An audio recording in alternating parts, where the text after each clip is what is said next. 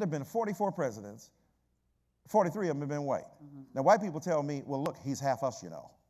So now 43 and a half presidents done being white. We got half a brother.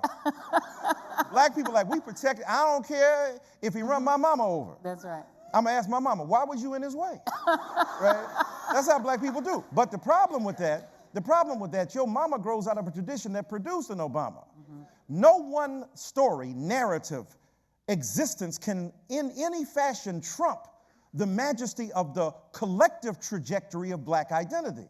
So what black people did, we lost a lot of people along the way. Jeremiah Wright fell by the wayside. Jesse Jackson fell by the wayside. Even the contretemps with Cornel West and Tavis Smiley fell by the wayside. No matter what you think about those brothers, they have held heroically standards up of black people and have argued on our behalf in many ways. So the point is, a lot of black people got lost along the way for the sacrifice of this great figure. Now, I obviously believe that this great figure deserved the kind of support that I offered him, but he also deserves critique, loving criticism. As Robin Kelly wrote me the other day, we have to be critics without haters, and we have to love without being silent.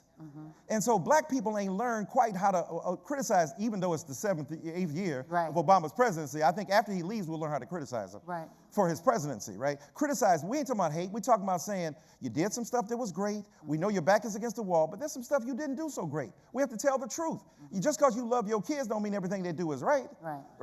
Your husband, he ain't done everything right, and you love him too. My husband's here. He did everything right. I'm gonna praise him. That brother. Where's my husband? He's sitting here. I can't see, but he's here.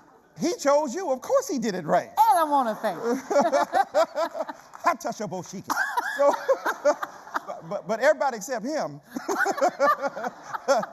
That brother, everybody else that messed up. So the point is, how do we find a space to say about Barack Obama, you're an incredibly amazing figure, but you also have problems and shadows. And some of that is exacerbated in you because you, like other people, want to play to the galleys of whiteness to prove to white folk that you can hold Negroes in check. That is a temptation and a seduction of people at the top. Not him exclusively, but he has the most power, the most visibility, and the greatest bully pulpit, and therefore the greatest amplification of our own self-doubt, our self-denial, and at some points the self-hatred that courses through the veins. And so if you were advising Barack Obama, as you said, in his 8th year, and he's now bucket list Obama, right? He says he has a list that rhymes with Paint the bucket. White House black. Go out. Right, yeah.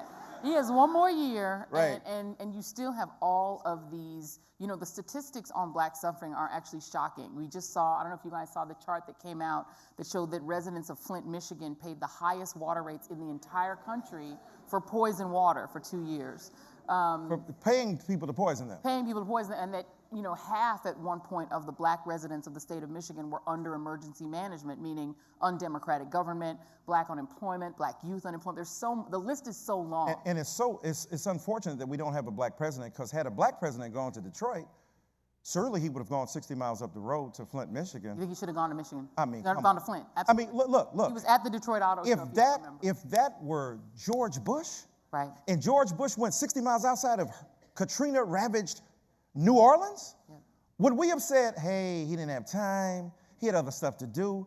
Barack Obama, an amazing figure and a great president, and I think he'll go down as one of the greatest presidents ever. It's just that race won't win him those plaudits.